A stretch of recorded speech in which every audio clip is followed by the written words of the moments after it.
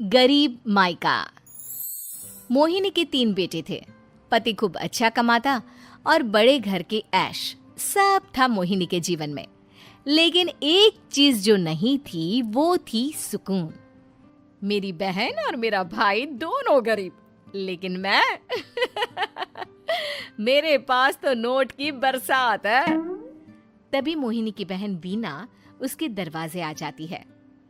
अरे मोहिनी, कैसी है? मेरे घर में ना सिलेंडर खत्म हो गया है। तेरे पास तो इतने पैसे हैं, भरवा देना मेरा सिलेंडर। पैसे जैसे ही आ जाएंगे मैं दे दूंगी। तभी मोहिनी का पति राकेश आ जाता है।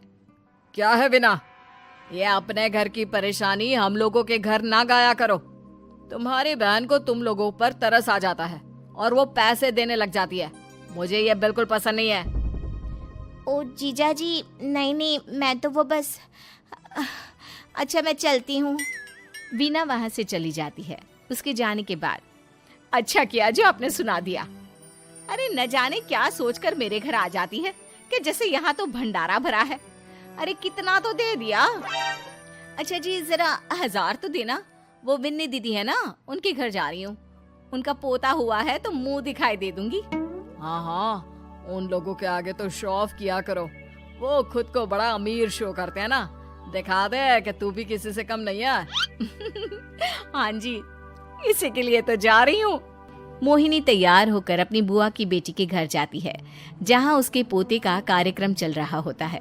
वहाँ वीना भी आई होती है। अरे वीना, क्या जरूरत थी यहाँ आने की? तेरे घर पर गैस नहीं है तो वो भरा लेती। क्या करूँ मोहिनी, बुआ को बुरा लग जाता नहीं जाती तो। वैसे मेरे पास एक जोड़ा बच्चे का कपड़ा रखा था, वही अपनी चांदी के पायल के साथ देने जा रही हूँ। घर पर गैस थी नहीं, सोचा परिवार यहीं खाना खा लेगा, बाकी सुबह का सुबह देखा जाएगा। मोहिनी को बहन पर दया आ जाती है। वो पर्स से 1000 रुपए निकाल कर दे देती है। ले विना, लेकिन पैसे वापस कर देना, तेरे जीजाजी हिसाब लेते हैं। मोहिनी भी क्या करती, गरीबी में बहन का सहारा ही उसके जीवन जीने का आधार था। फिर एक रोज, सुनिए, भाई के घर बेटी हुई है, मुझे माँ के पास जाना होगा। अरे उस घर में ना कूलर है ना एसी, कैसे रहोगी तुम? हाँ, वही सोच रही हूँ कि अकेली जाऊं, बच्चों को साथ ना ले जाऊं। चली जाओ, लेकिन ये जो तुम अपने गरीब परिवार से मिलने चली जाती हो ना, मुझे बिल्कुल अच्छा नहीं लगता। पता नहीं मैं भी कैसे मैनेज करती हूँ, लेकिन क्या करूँ। मोहिनी भाई भाभी के घर आती है। मोहिनी, कैसे आना हुआ?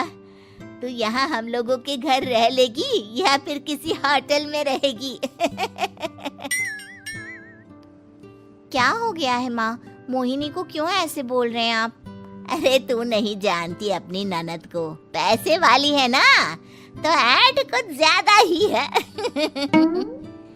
मोहिनी को माँ की बात का बुरा नहीं लगता है, क्योंकि उसे पता ही नहीं चलता कि माँ उसे जली कटी सुना रही है।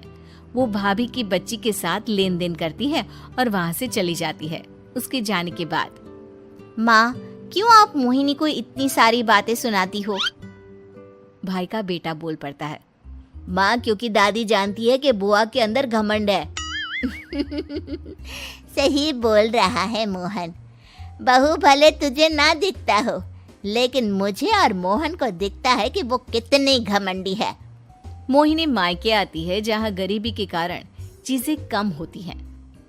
इस मोहन के बच्चे को काम पर लगा दो ना, किसी दुकान या किसी होटल में।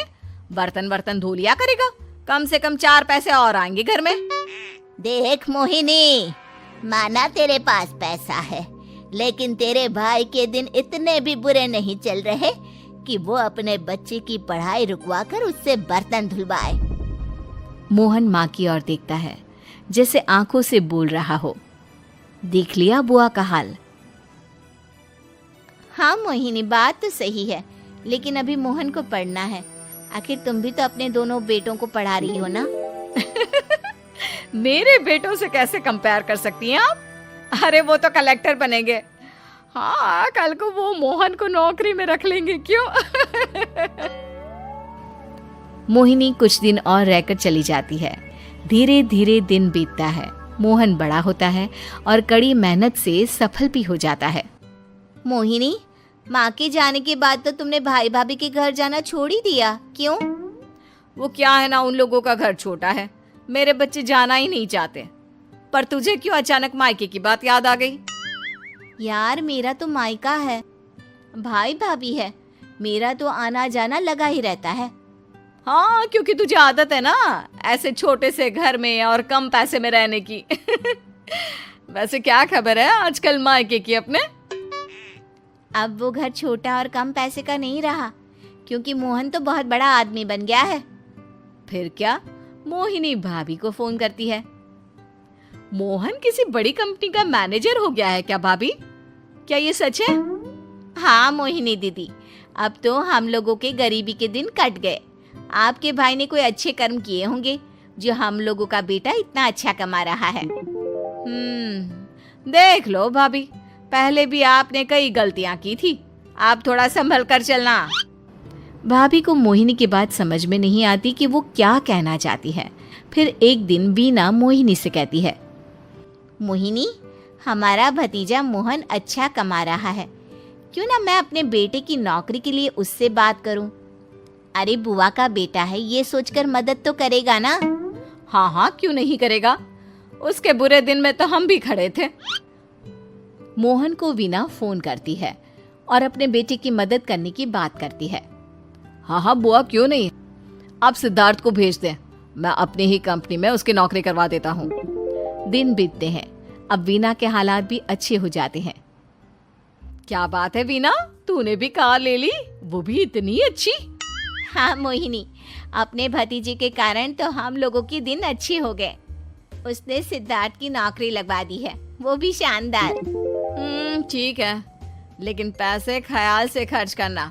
वो क्या है ना, पैसे आने आसान है लेकिन संभालने मुश्किल। मोहिनी घर पर अपने पति से बात करती है।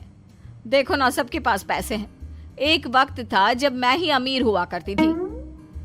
लगता है कि ज्यादा दिन नहीं रह पाओगी, मेरी नौकरी को कुछ साल ही बचे हैं और तुम्हारे दोनों लड़के निकम्मे हैं। उन लोगों को बोलो ना कि नौकरी करे।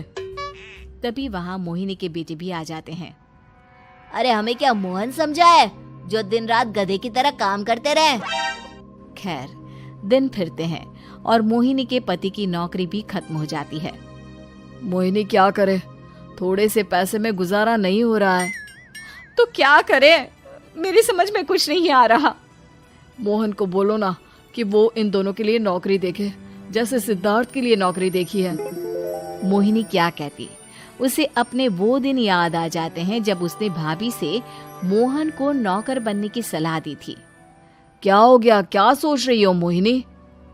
यही कि वक्त कभी भी किसी का भी पलट सकता है, ऊपर वाले से डर कर रहना चाहिए।